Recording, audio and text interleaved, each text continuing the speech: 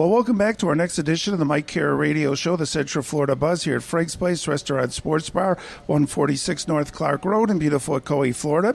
And if it's happening in Ocoee, it's happening at Frank's Place. Right now, what is happening at Frank's Place is I'm being joined by two members of a great band, Corgi, Feldman. And with me today, we have Will Pav. Hello. And we have Kenneth Leeming. That's right. And guys, it's a pleasure and honor that you could be here today telling us all about this great group of yours. And first of all, you have a very interesting name. And who would like to tell us about, or who came up with the name? Oh, that was me. Hello, my name is Kenneth. That name was my idea, and Will actually took a lot of convincing to get him to agree to it. But I was the last one to agree to that name. But it was basically this friend that we have, this girl we know, she wanted to have 5 corgis named Corgi Matthews, Topanga, Mr. Feeney, Sean, and Eric from Boy Meets World. And Corgi Matthews made me laugh pretty hard. And then Jack, our drummer, who could not be here today, he said Corgi Feldman would be a joke more people would get. And actually we have a statement here from Jack. Nick. Wait, hold on. You have Jack's opening statement. I do. Our two members who couldn't be here today, they wrote some statements here for us that we can read from them. But Jack, our drummer, he just wanted to let everyone know. He says hi, but also he is the second best drummer in the band. So And Nick Mucci Grosso is our synthesizer player, and he just wanted to let everyone know that in the last several months, this is a direct quote from him in first person. So, in the last several months, I've been mastering the art of drinking whiskey and playing the synth at the same time. And he's doing a pretty good job at it so far. He's done a very excellent job. But that's where the name came from. Is just it was a joke that made us laugh, and everyone that we told it to right away said that it was a great name. And so far, people have continued to tell us that, so we're happy with it. Finally, after a couple months of people enjoying the joke, I thought to myself, it's pretty catchy. I would like to be introduced like that one day. Oh, yeah, definitely. Okay, Will, so tell us a little bit about how you describe your guys' music. I know on your Facebook page it says pop punk, but tell us a little bit about that in more detail. Well, I would say that our music, it's definitely comes from a pop punk vein, but essentially it's just fun and fast, and we want people to have a good time and move around and sing along once they get to know the songs. But the whole point is for everyone to come out and have a good time. But definitely a pop punk vibe for sure. Yeah. Go ahead. Finish your sentence. Oh, okay. I was going to say taking cues from Blink-182 and that style. Correct. That's true. That is true. Yeah. I think whenever I tell people it's just pop punk is exactly the words I use. I think those two words really encompass everything that we are. But yeah, and take a lot of influence from Blink-182, Motion City Soundtrack, Newfound Glory, that type of a sound and scene. Wow, yeah, that's great. And, one thing I was telling you guys, and, respectfully, I'm not a big fan of pop punk, but there's something about your guys' music. It seems like, you mentioned about punk there, but I hear a little bit of jazz, I hear rock, I hear a lot of elements there. I don't know if you guys are familiar, and again, I don't like to compare bands to other bands, right, sure. But because you're your own original band, but I don't know if you guys heard of The Cure. Absolutely. There's kind of a little flavor there. So I like the music there because you've got an original sound, but there's, flavors of bands. Okay. Well, there were actually a lot of bands that I didn't know until Kenneth introduced me, and I grew up listening to classic rock, Pearl Jam, Beatles, everything like that, and I was in love with Offspring and The Cure and Ramones, things like that. Yeah, I can say personally, for me, a Cure influence or a Cure reminiscence is 100% unintentional. Yes. Okay, well, that's the thing. You never know what people are going to hear. Right. Kenneth, when you create your original sound, people always, feel more comfortable when they can relate it to something. Right. What we get a lot, actually, after a few times we've been told that we have a sound similar to Adam and his package, who I have still never heard. Same. So I have no idea. Okay. What was the other one we got? Weasel. Oh, Screeching Weasel, which I had heard one song from them, but I didn't know it was by them, and I like that song a lot. I think Cool Kids were the cool. There's a place. I forget. Whatever. Oh, wow. I'm not going to be able to remember it. And one thing about again, guys, with all the respect to punk and punk rock, you guys really can play your instruments. I mean, you are really trained musicians, and I'm not saying that some of these bands aren't as skilled, but with how punk can be sometimes. But Kenneth, you're the guitar player, and I must say that is really. I mean, you really got some licks there, man. Well, thanks. It's actually funny that you say we're all trained musicians because I think so. I am mostly self-taught. I took lessons to learn the basics of guitar, but I have a very intuitive musical sense that where I can pick stuff up pretty easily. We will play a song once, and he will be able to play it. It's amazing. So I learned the basics, but then from there I basically just taught myself. And Will was playing. I've been playing 2 years this March. Bass. Yeah, playing bass. And then the other funny thing is that our other two members, Nick on synthesizer and Jack on drums, they have another band called Oklahoma Stackhouse. Big shout out to Oklahoma Stackhouse, by the way. And in that band, they both play their primary instruments, which is Jack on guitar and Nick on drums. So they're both playing secondary instruments that are not their main forte, in our band. So, which is why Jack said that he is the second best drummer in our band, because our synthesizer player is actually a much better drummer. And I don't feel bad saying that because Jack said it himself. So, but I definitely appreciate. I think we're all competent for sure. Yeah, definitely. So we want to let everyone know, guys, that so you write all of these songs, like these songs we're going to talk about are your original compositions here? Correct. Everything that they'll be hearing is our original content. Yeah, we do some covers, but we haven't recorded any. Yeah. So. Oh, okay. And that's the one thing you were mentioning earlier, guys, about that you do some covers. And one of them, what was the Cars? Was that it? Yeah. Right. We do a Cars cover. Just what I needed. Absolutely. And actually, Jack, I've got a little thing from Jack here. This just in. This just in. What he needs is he likes to drink and have sex with his girlfriend. He wanted everyone to know that. He wanted everyone to know that. Okay. If he breaking bulletin from Jack. If that's what he wants. Of Corgi Feldman, yeah. We support him in that. We do. Sure. We support our members. We also have a cover of, probably the most popular thing we do is a cover of Part of Your World from The Little Mermaid. Oh, I like that. Yeah, that's definitely, if we ever stop playing that, I think people will start flipping tables. Yes. And then we've also done a cover of Walking on Sunshine and Huey Lewis and the News. I Want a New Drug. Yeah, and we've got a long list of covers that we're ready to do, and we always like to try to cover songs that you wouldn't expect a pop punk band to play. So try to take a song of we've got a few disco and soul and R&B and 70s songs that we're getting ready to try to tackle, September by Earth, Wind and Fire is on our list, which my roommate has been playing every day for the last week. It's a great song. It's a great song, and I can't wait to put our own interpretation of it out there.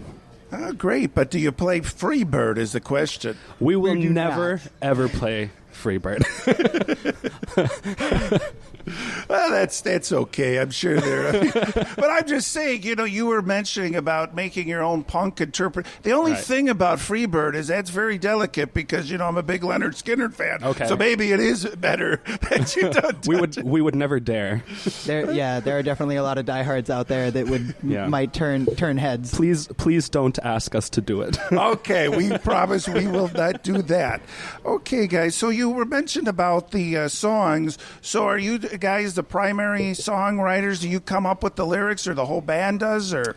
The two of us are the primary songwriters. Yeah. And typically how it works is if you write it, you sing it is usually how it's been working out, which works well for us. Yeah, so if any song where I'm singing lead is a song that I wrote, and vice versa. Will sings the songs he writes, and it's usually music and lyrics together. At least music as far as the backbone of the song has been written, and then we bring it to the band, and everyone adds their own interpretation to it with some guidance. Because, everyone has an idea in their head at first. Right, yeah. So like I'll write a song using only guitar, and I might have keyboard parts that I'll show to Nick, and he can use those or change them, or it's up to him because he's the one playing the keyboard. And at the end of the day, but Right. Definitely comes with an idea in mind, and sometimes that can change and for the better, or sometimes it'll be going in a direction that I don't think is appropriate. This just in from Nick Muchagrosso: "Go Dogs, woof woof." But that's how the songwriting works. Is definitely one person writes the skeleton and lyrics, and then everyone else adds the flesh and meat and hair Oh, so I mean, and eyeballs. Oh, you got to have those eyeballs in You there. need them. Yeah, That is the essence of a dog. yeah, it definitely is there. So you guys try, to come up with lyrics or come up with I mean, do you ever get like a melody in your head, or I mean, you at the same time where you guys go, wow, this is something we should make a song into? Well, I think 100% yes. yeah. As far as you mean together, or Yeah, I mean, like if you guys are hearing something, or one of you get an idea and say, okay, here's a melody, da da da da, and the other guy goes, okay, that sounds good, da da da da da. oh, yeah, absolutely. Yeah. We'll be playing, and then I'll say keep doing that or Yeah. something like that, or Jack will just usually how practice starts is Jack will just start drumming and everyone starts coming in whenever. Yeah. There have been times where I was walking. We both work at a restaurant. Together, actually. At the same restaurant, and often at the same time. Yes, but there have been times where I've been at work or just off doing whatever, and I'll hear a song in my head, like a new song, and I think there have been 2 or 3 songs now that we've played live that I had in my head start to finish before I ever got to a guitar to figure it out. What I think is in interesting is that you write a lot of your songs based on music first and then add lyrics later. Correct. Whereas I usually come up with the melody and lyrics beforehand, before I even touch a bass. Or like, Mare of the Friend Zone is a song that I heard in my head basically in its entirety as it is recorded now before I picked up a guitar to figure out how to play it. Which is, I mean, I don't know. That's how I write. I hear things in my head, and then I make them happen. Okay. Musically. Yeah, there you Yes, go. I ignore the voices. I only listen to the songs.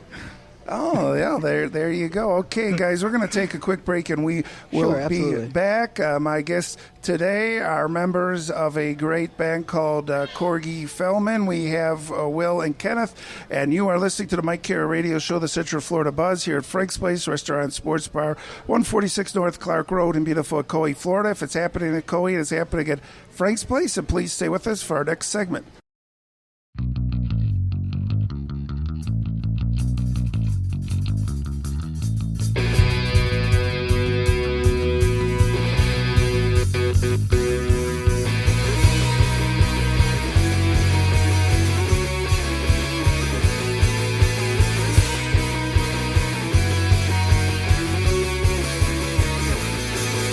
Eventually, we all will die. Most ask how, but I'd rather know why. Put here on the earth to live through the pain. If it's gonna end in darkness anyway. Sorry if I sound insecure. We're trying to administer a dose of reality. Check the box if you're feeling down today. Don't let the darkness keep you down. Your reality's a product of your perspective. I understand life is hard. You've got to keep your head up when hope is fading. It'll be alright, well maybe.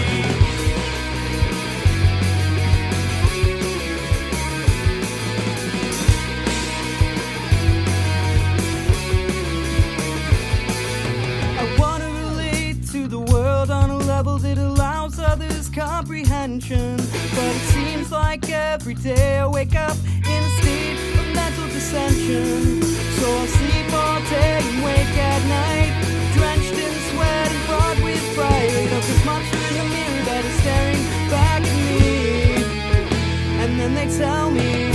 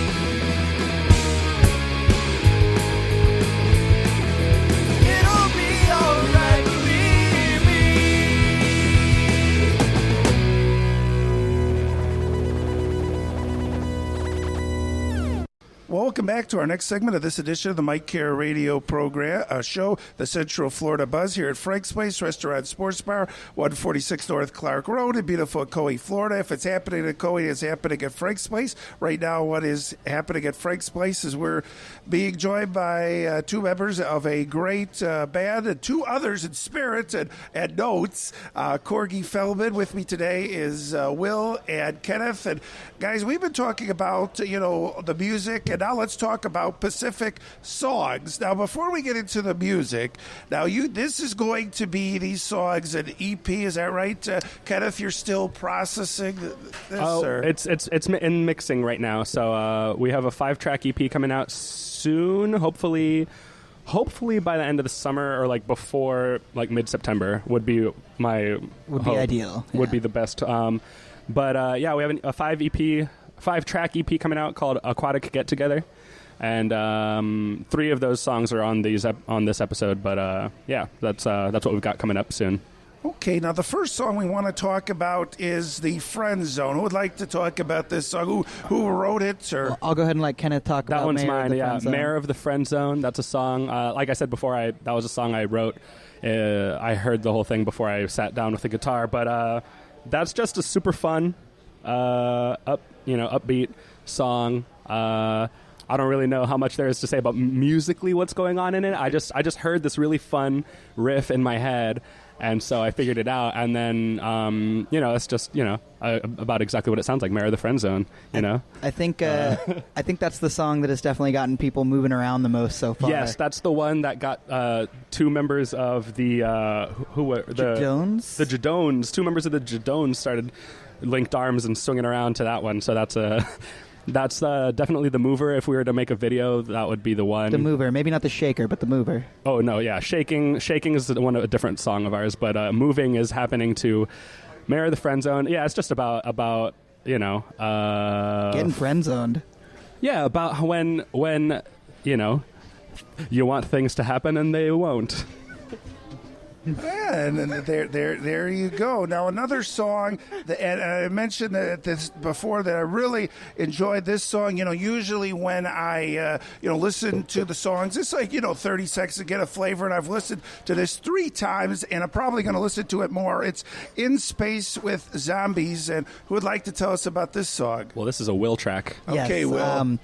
First off, thank you very much. But no, I guess the easiest way I wrote this song.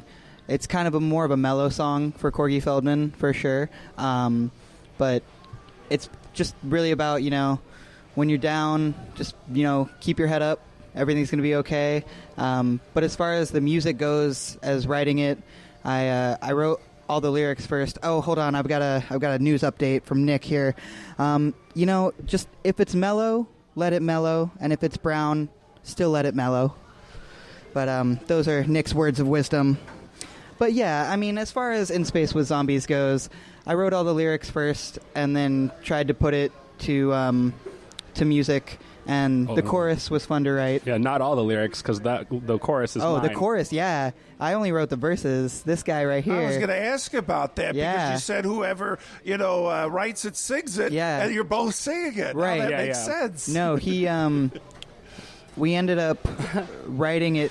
We kind of co-wrote that song, actually. A little bit. Well, so Will came in with the song structure, and then the verses were written, and they were about being in a very dark place. And so me, being the eternal optimist, came in and wrote the chorus about hey, it's all good. Chin up, guy. Come on. Yeah. It's gonna be cool.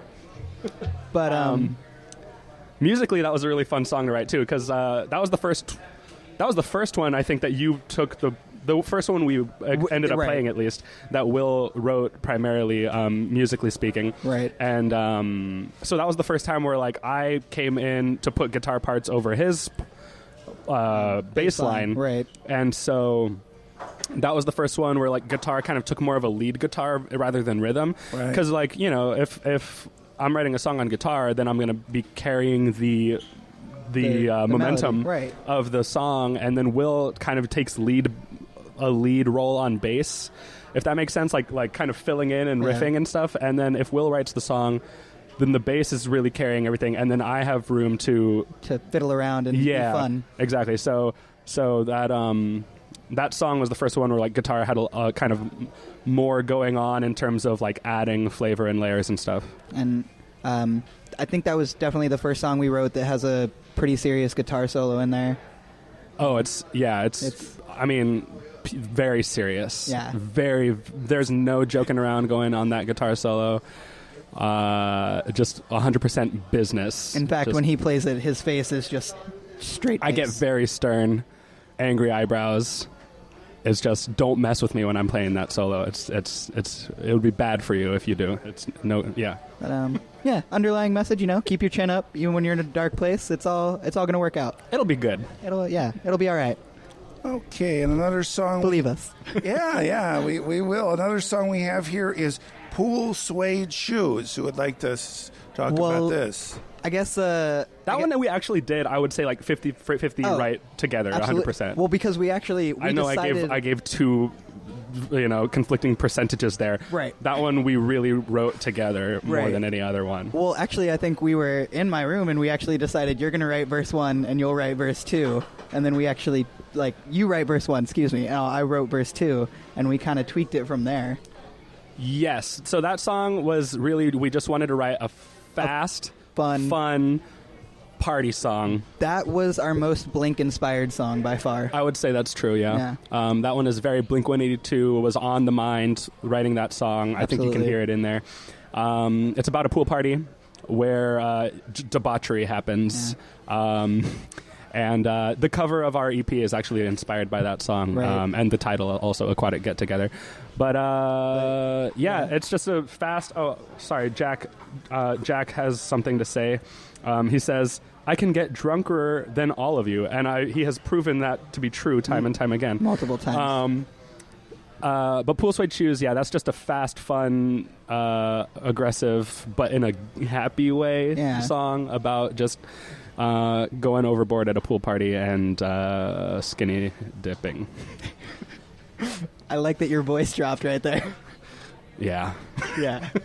Oh, okay. So those are, three songs that, like I said, you're working on. How many songs now was it? Or? There's 5 tracks on the EP. Okay. But as far as written, 10 it or would be 12? hard to say. I think we've got about 13 beyond that at this point. Yeah. Oh, beyond that. Yeah. Ooh.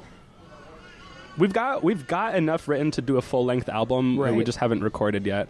But that's for this EP at least we've got those 3 plus songs called O'Doyle Rules and Stringless Tampon, and those are 2 very or those are the 2 shortest tracks. Right. No, that's not true. Pool Suede Shoes is shorter. Pool Suede Shoes is shorter. It's that's a minute correct. and a half.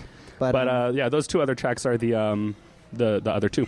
Yeah, Stringless Tampon would definitely be our stab at a joke song. Oh yes, that's Jack's original. That's Jack's first original, and our drummer. So yeah, he wrote that song. Absolutely. And it's a masterpiece. Yeah, it's a great work of art.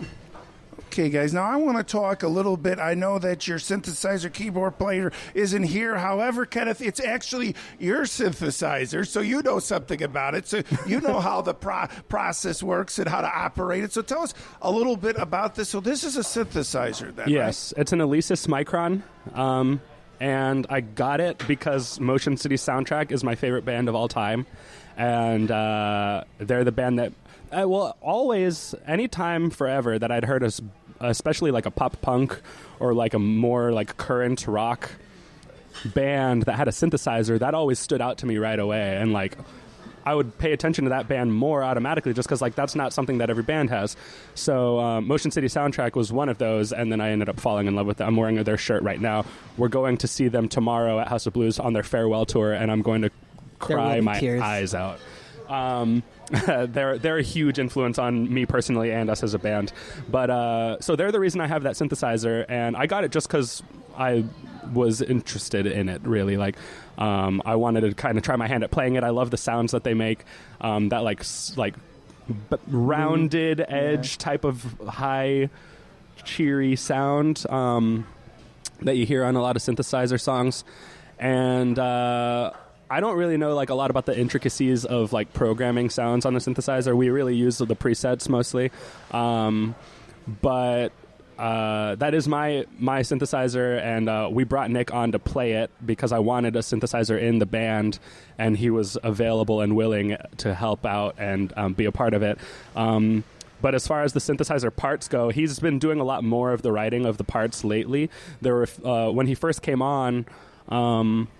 There was a lot of me having a part in mind in my head, like "Marry the Friend Zone." All that keyboard part was mine, and definitely at first I would be like, "Well, I had a part in mind. Is that okay?" And he'd be like, "Yes, please tell me what to do because I have no idea." And now he's definitely a lot more like in like coming up with his own parts. Absolutely. And definitely, well, every time we play, people always That's what they pick out. So it's definitely become a staple of our band for sure. Yes. We almost had to play a show without him this month, and I was really not excited about that prospect because our second show, he wasn't able to make it because it was booked so last minute, and he had already had something booked for that day. So we played one time without the synthesizer, and it really changes the sound of the band a lot in a way that I don't like to play. That was before people knew that was part of the sound, right?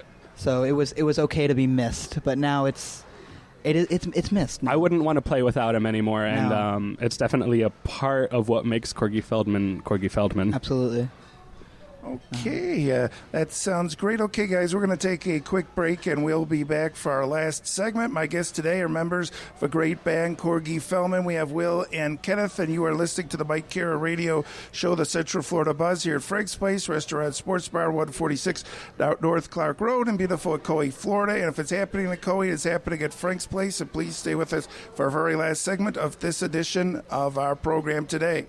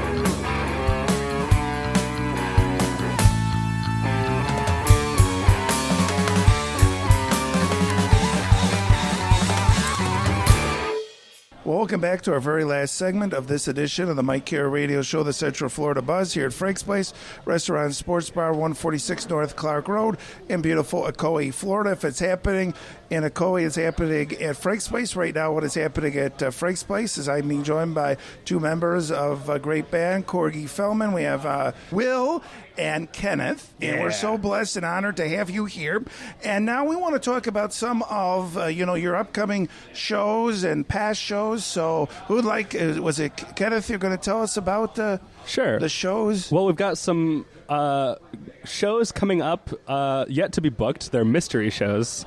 I mean, we do. We'll have an EP release show coming up. We don't know exactly when that'll be. Right. It'll depend on when the EP is ready to release. But hopefully, before mid-September. And if not, then it'll be November or later. But hopefully before the summer's over, we'll have it ready to go. And then other than that, we're just we just finished. So we've played our first show in January. We've played average once a month since then. Our last show was last Thursday at St. Matthew's Tavern. That's true. Yes. Good show with some great bands. So right now we don't have anything specific to promote coming up as far as shows go, but we're around. Okay, and now, guys, we want to talk about your, your social media presence. We understand that you're on Facebook and Instagram, and I don't know Twitter. So, would like to tell us about how we could definitely get in touch and visit you online. Yeah, well, the best way to get in touch with us is definitely via our Facebook page. It's just Facebook, search Corgi Feldman. Yeah, I don't know if it's facebook.com/. I don't know if you have to set that up or if it already is. I don't remember if I did. So just go on Facebook and look up Corgi Feldman. There's not a lot of results. Our profile picture is us at Magic Kingdom in front of Cinderella's castle. Yes. We also have an email, corgifeldmanmusic@gmail.com. It's all one word, lowercase. That's a good way to get in touch with us. Yeah, and what else? We're on Instagram, Twitter, YouTube. Yes. And Instagram and Twitter, it's at Corgi Feldman. But on both of those, YouTube is Corgi a great Feldman. place to check out some of our music, some of our newer stuff that won't be on the EP. Yeah, that's true. Yeah, actually, YouTube is the best place to hear our music right now because we have a lot of live recordings, live footage of us playing different shows at like Uncle Lou's, Back Booth, Space Station. Yes. There's footage from our first show there. YouTube's a good place. This very interview will be on our YouTube account. Oh. Thanks to Mike. Oh, okay. So I wanted to ask you guys, you mentioned that you do covers, you do originals. So how much original material do you think you have for these original music-only venues? Okay, hold on. Well, actually, I have a list of all of our songs, so let me count Sure, them. yeah, count them up. Count them out real quick. I'm going to take a stab and say 90% is original. Oh yeah, we'll never play more than 2 covers in a set. Right. And we have enough okay. we have enough material to play probably 45 minutes. Yeah. Not including covers. without covers. So we got the 5 on the EP and then with always more to come. 1, 2, 3, 4. But we're always writing new stuff as far as that goes. There's always a running joke as far as we need to stop thinking about music and writing, but that won't ever happen. It looks like we've got 11 songs coming up in partial or complete forms of being written after the EP. So we've got, I guess, 16 songs, maybe like 15 or 14 that we could play today if you wanted us to. Right. So. Well, yeah. And, gosh, I think we both have 2 or 3 more in our heads. Yeah, we've always got like a backlog of like 2 or 3 songs that either of us have written that have not been introduced to the band or worked on yet. So we'll never catch up. We'll never catch up to all the songs we've written to play live. At least I can't see that happening now. Right. And that's okay. I'm okay with that. Yeah. But yeah, I think if we needed to play a set without covers, we could definitely do that without struggling too hard. Oh, okay. So you guys are constantly, like you said, writing songs, or I mean, you write. If, like you said, if an idea comes to you, you tend to write a song and then figure out what to do with it later, or. Well, yeah. Yeah. Actually, hello, my name is. I actually woke up with that riff continually playing in my head, and that's a song that hopefully will be on YouTube soon. Yeah, we've only played it twice live so far, and it's a super fun, fast one. Right. But yeah, a lot of times what'll happen is I'll just like be practicing in my room, playing through all of the songs that we've written just to make sure I remember how they all go, remember all my parts. And sometimes, like, between songs, I'll get distracted and just, like, do something and be like, ooh, what was that? And then, like, just kind of work something out from there. And I think I've written, like, 2 or 3 songs even in like, the last week or so just from that. So yeah, it's no good. We're never going to learn all of our own songs. Yeah. And like I said, I usually start with lyrics first, so the melody comes, and then I'll just play around with the music until it fits. And then when I don't have words, I just keep going for something a little more difficult than the regular melody. I'd also like to promote a song that we have about Pokemon. Oh, absolutely. We have a song about Pokemon. It's called Indigo League. Misty's Tits. That's in the parentheses. Right. We wrote that song. I wrote that song actually probably like 2 or 3 years ago. if I'm being realistic about it. But it wasn't originally about Pokemon, and then I decided to make it about Pokemon. It samples the main game theme music from the original Game Boy games. And I just want everyone to know that that song was written before the recent craze of Pokemon Go. And we were revolutionaries in that way. Absolutely. But we will continue to ride the wave. Yes. So the question is, you guys play this Pokemon Go, or? Oh, yeah, absolutely. Definitely. Just watch when you cross the street with your head down. Yes. Right Yes. here. We get warnings every time. The phone, yeah, that game is, it's a lot of fun. I think I have, 69 or 70 registered to my Pokedex, and it's not as impressive. I know people who have like 130, so I'm slacking. I mean, who is it? Nick Jonas, who's Pokemaster? I'm not aware of anything that Nick Jonas is doing in life. That might be all right. Yeah, there you go. Okay, guys. So yeah, we encourage everyone. Now, one other thing is, as far as our audience has been listening to music here. Now, to get do you have your music available on iTunes? Or you plan on getting more music there? We will have music available on Bandcamp as soon as possible. As far as once our mixing engineer gets it back to us. Okay. Yeah, I have the Bandcamp page made. There's just nothing there yet, so I don't know if you go there if there will be anything there. But it is corgifeldman.bandcamp.com, and we're gonna have physical CDs and maybe vinyls. It'll be hopefully on iTunes and all the digital formats or any. But with that said, if you want to be the first to know about our music, go like our page, email us, let us know you want to get it, and we'll absolutely let you know. We are very active on social media and letting people know what we're up to. So absolutely, we are very responsive. Yes. Okay, guys, and before it looks like I was just going to say about that. We have some parting words from our other members. Get those. Nick would like to say on the topic of Pokemon Go, I would also like to say we did not fight World War II, so Pokemon Go could tell me I can't drive and play the game at the same time. I feel that is a sentiment we all have, and he would also like to give a shout out to Sneaker and Creeper. And on that point, I would like to give a shout out to my mom, who has been to every show, and even more than our synth player. Yes.